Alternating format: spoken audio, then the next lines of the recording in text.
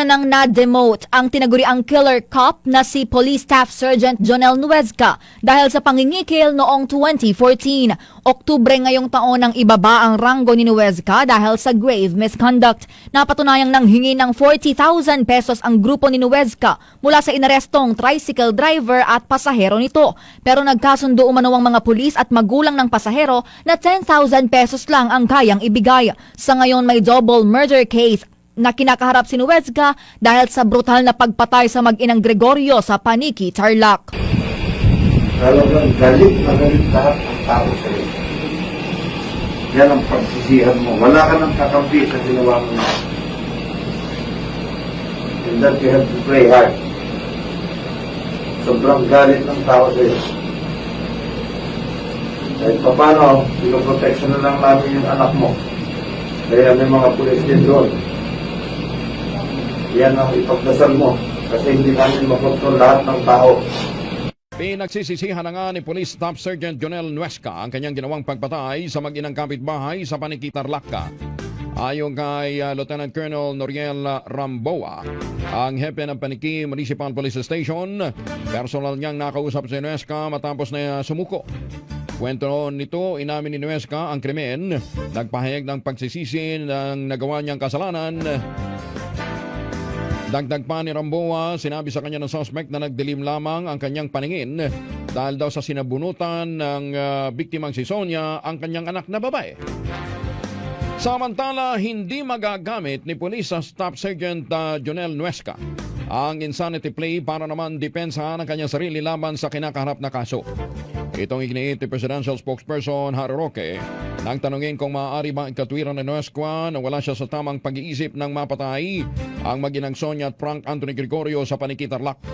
Paliwanag ni Secretary Roque, magagamit lamang ang insanity plea kung hindi kayang idetermina ng akusado ang pagkakaiba ng tama at mali.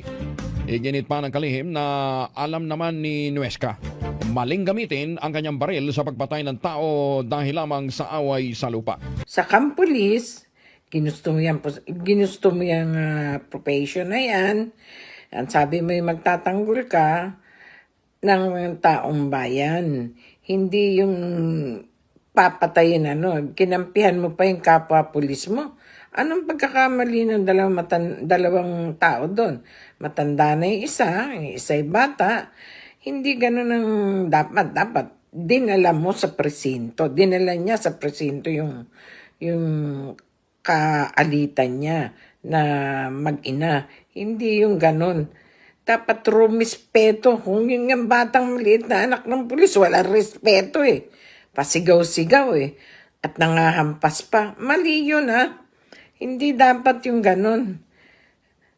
Andito, pag matanda na rito sa Germany, hindi na ng mga pulis na kung matanda na talagang ganun siguro na rin yung matandang babae, nambubuisit lang din sa bata, kesa yung kastiguhin niya yung batang maliit, siyempre, ano na lang niya, niloko-loko, hindi yung pambubuisit.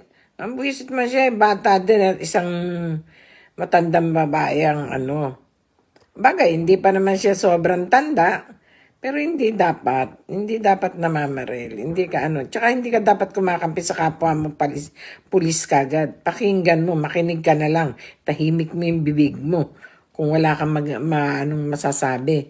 Hindi yung ganon. Ngayon, galit sa'yo yung mga tao, natanggal ka pa sa posisyon. Anong mo dun? Di wala ka ng pati isang babaeng pulis, dapat din niya, kastiguin din yan. Sabi niya, ganun din daw ang gagawin niya pagka yung anak niya. Aba, mali yun. Na hindi po pwede yun.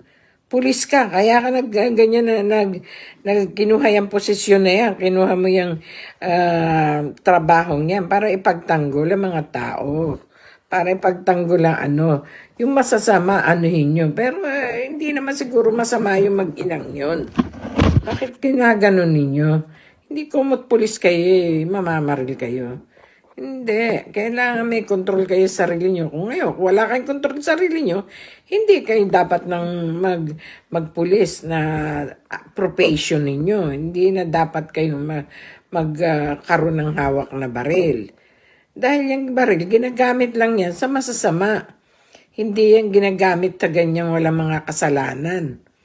May kasalanan man yung konting bagay lang yung kasalanan na bunganga. Pwede naman magbungangaan eh. Pwede naman magkagalit kayo o sawayin mo, magdakdakan kayo eh. Wala naman sa inyo masasaktan. Basta dakdakan lang.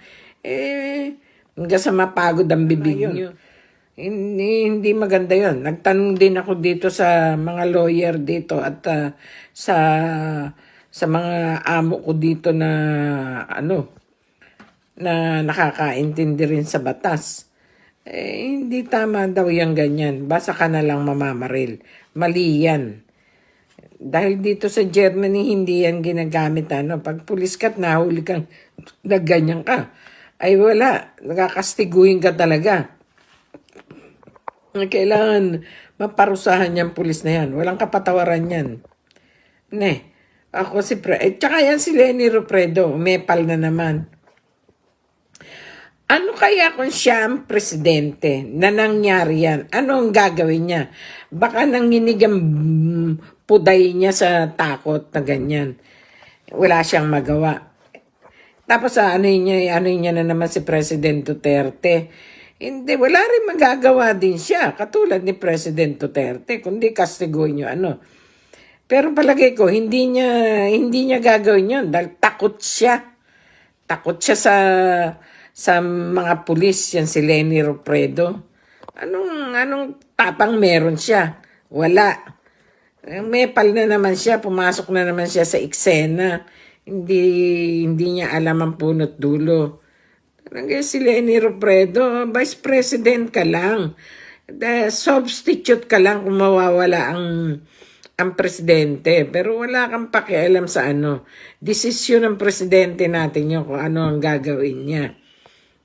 Kung anong dapat gawin sa mga ganyang bagay. Ikaw kaya lumagay sa posisyon ni President Duterte. Baka isang araw wala.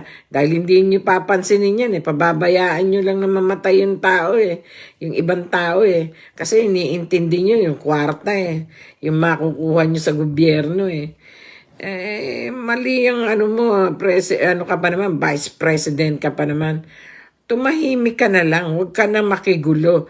Gusto mo magkaroon ng papel sa politika, pagandahin mo yung image mo.